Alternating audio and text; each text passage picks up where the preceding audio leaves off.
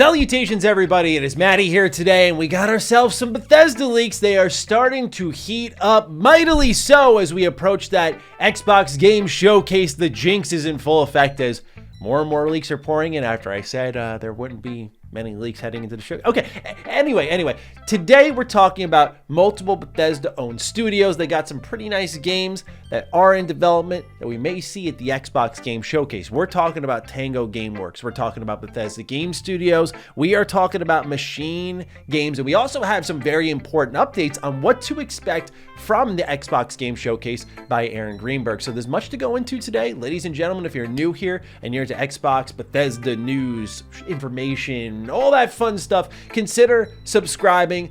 And let's begin with those little updates because I feel like they're important to know and have context for the rest of the news as well as just the showcase coming in. So if you get any single bit of information here, this is the most important in my opinion. Aaron Greenberg was on a reply spree on his personal Twitter account, and here are some confirmations. First and foremost, none of our first-party games in the show are full CG trailers. Everything is either in-game footage, in-engine footage, or in-game footage with some cinematics.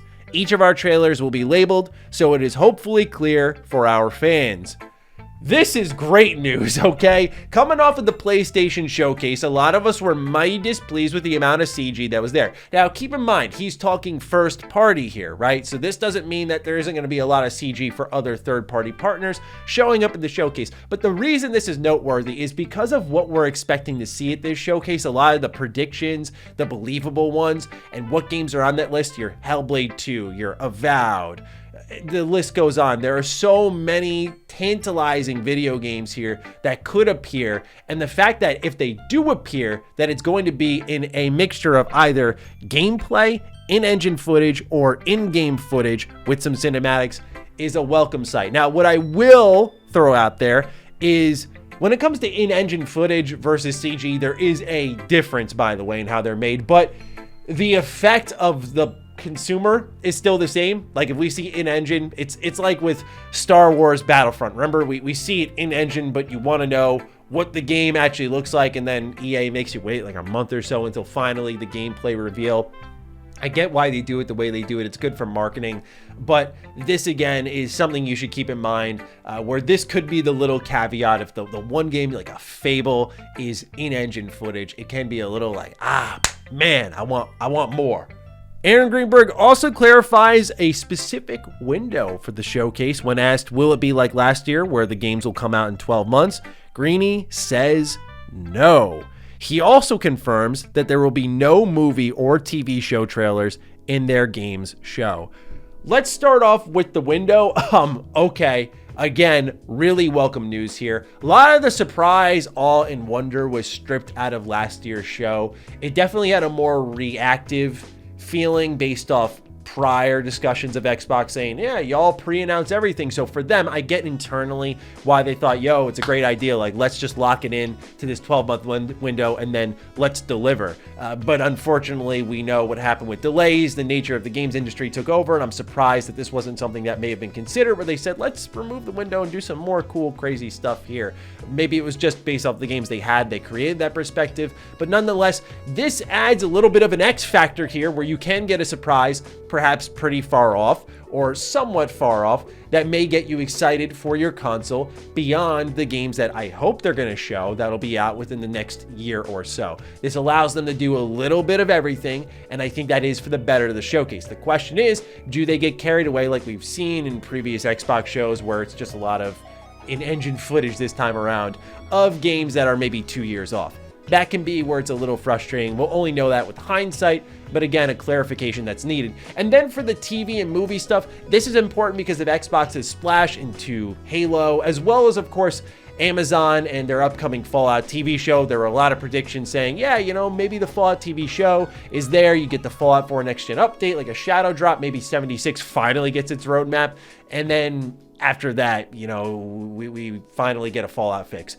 But it's confirmed now, no Fallout TV show trailer, no TV show trailers or movie trailers of any kind, which is great. Keep it separate, especially if it's going to be something like Fallout. It can market itself, I promise you that. So those are the updates. Those are the expectations you can have going into the showcase. Now for the actual Bethesda leaks, because there are plenty. So this one's interesting because I think we all know where it's going to go. HiFi Rush was shadow dropped at the top of this year during the Xbox Developer Direct. And if I were to be a betting man, I think they're about to shadow drop something again during the Xbox Showcase. Over on SteamDB, it was discovered that there are 10 brand new achievements being added to the game. Suddenly they're here, coincidentally ahead of the showcase. Likely this will be some kind of update, especially if you look over here at John Johannes' Twitter account. He is the director for HiFi Rush, and you'll see he was making some moves. He was traveling somewhere. So I look at something like this and think it's a pretty obvious answer what's going on. I mean, HiFi Rush was a great surprise hit for fans. It seems to have done well for Xbox, given that Greenberg again had come out and confirmed that it surpassed all of their metrics on all levels. So it makes sense why they'd reinvest in it. And I hope it's some kind of expansion to maybe set up a sequel or something along those lines. Perhaps it's too soon to expect an expansion. Maybe it's going to be like a time trial attack or an arcade mode or something crazy like that they can tack on with existing assets. But I am excited for more of this world because I feel the sequel writes itself. You know, when you look at the game and the structure of how companions get involved in combat, it'd be really cool to have everyone from Peppermint to Chai and so on and so forth playable in this sequel. So I have high hopes for HiFi Rush. Funny play of words there. But I have to say that I love that they're continuing to invest in this. We've seen previous updates come to the game with things like photo mode, I believe, but this looks like to be the first major one if 10 achievements are anything to go by. So we'll see, but I think it's a pretty fair prediction to say that we will likely get some HiFi Rush goodness at the Xbox Game Showcase, which is awesome, not just because it's HiFi Rush, but I really anticipated a major first-party focus here, and getting everyone involved I think is a little bit more meaningful, of course, because it looks like everyone's ready to deliver some content if the scuttlebutt around the industry is anything to go by. Next up, this Reddit post here caught some interesting job listings. It's titled, "The new IP ZeniMax is working on could be an open-world multi-plat action RPG." They say rumors about the new IP ZeniMax is working on say that the game is an MMO built in Unreal Engine, but according to multiple job vacancies at ZeniMax Jobs, the project could be third-person open world and an action RPG. Here's the breakdown of the listings. There's a lead content producer listing mentioning, quote, experience and familiarity producing and working with level design, narrative cinematics, encounters, world building, and mission/quest teams, end quote. Then there's the lead gameplay engineer listing, which mentions, quote, experience with AI in an open world game client/server architecture, end quote, and, quote, experience developing for multiple platforms like Windows, Xbox, and PlayStation, end quote. Meanwhile, the lead technical designer listing mentions, quote, familiarity with third-person action or role-playing games, end quote. This is one I am super curious about because they have been working on it for about 4 years now, 4 to 5 years in that range. And a lot of folks are wondering, like, what's after ESO? And the timing feels right. We know Elder Scrolls 6 is up next after Starfield. Like, okay, so I don't know if this means something's going to happen where Elder Scrolls Online is going to go away, so to say, or support will dramatically slow down. I'd expect the latter, but I mean, the player base is there, the player base is vibrant, the game is great, and I've never seen a team on a better schedule, quite frankly. I mean, Elder Scrolls Online delivers hand over fist content continuously at mostly the same time of year every year. I mean, it's just scary consistent compared to today's game development scene. And I think it goes underappreciated. So as a kind of workhorse studio, I'm very curious to know what is up next for them. This new IP that is an online game, could be an action RPG, fits the bill, and it does certainly fit the bill. And I personally just want to know because I think the quality is there. I think they learned a lot of important lessons from Elder Scrolls Online, because Elder Scrolls Online, a lot of people forget, but like when it first came out, it wasn't too hot.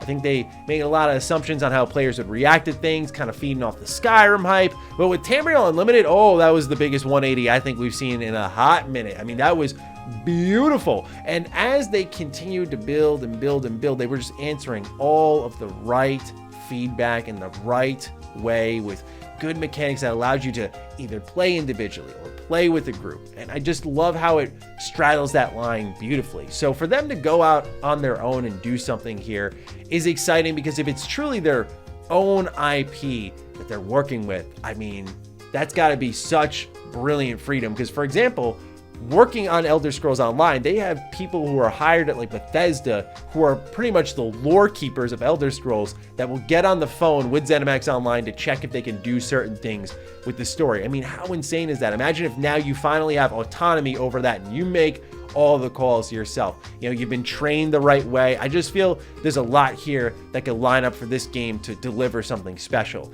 We'll see, of course, but I have a lot of confidence in this team. And will it be at the showcase? This is like a maybe for me. I feel like it could be. There's certainly been enough time where it's been in development for. Maybe it's time to start really ramping up hiring. Maybe this is one of those in-engine shots. I mean, certainly we know how MMO trailers go. You know, we don't always get gameplay the first time around. If Elder Scrolls Online is anything to go by, same thing with that anytime a new expansion is announced. So yeah, I would say this is one that maybe we could expect, but I'm not holding my breath. Still, it's good to get some information on what this game may be.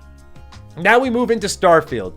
Bethesda Game Studios has got to be the leakiest game that they have had, because even the collector's items have not been safe. Now, we've talked about here before how the collector's edition had leaked with the new watch, that case and everything. It looks fresh.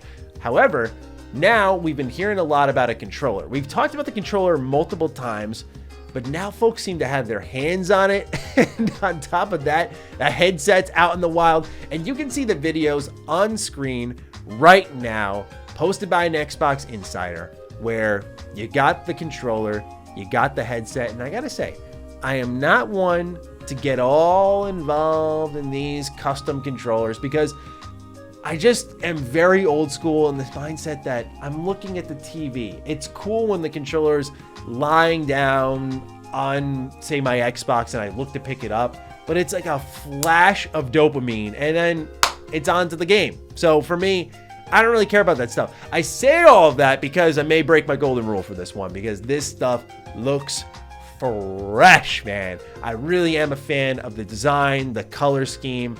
This controller is almost too nice for me to personally ignore. The headset, I think I can get away with because I got some more top of the line stuff, but the controller, I may have to bend the knee here to Bethesda Game Studios. They may have a great one, but given that we're now starting to see boxes, we're seeing videos of people handling the controllers, is it an outright confirmation? Look, I'd love to say 100% yes, but there have been some crazy hoaxes in my day, so I'm a little bit reluctant to say so, but I would like to say I'm at least a believer that this is something we will see during the Starfield Direct following the Xbox showcase. So there you have it. A lot of information for the Xbox showcase and a lot of leaks here. And what's so exciting, speaking of Starfield, is that, you know, this is the game that I feel people are very excited for, and certainly it's going to be a hot topic.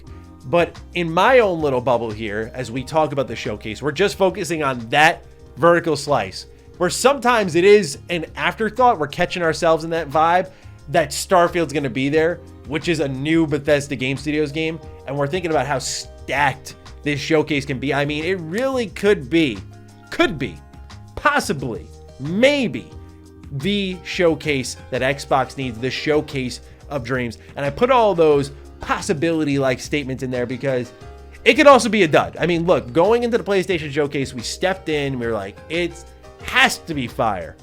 It wasn't. So with Xbox, their backs are against the wall in a lot of ways.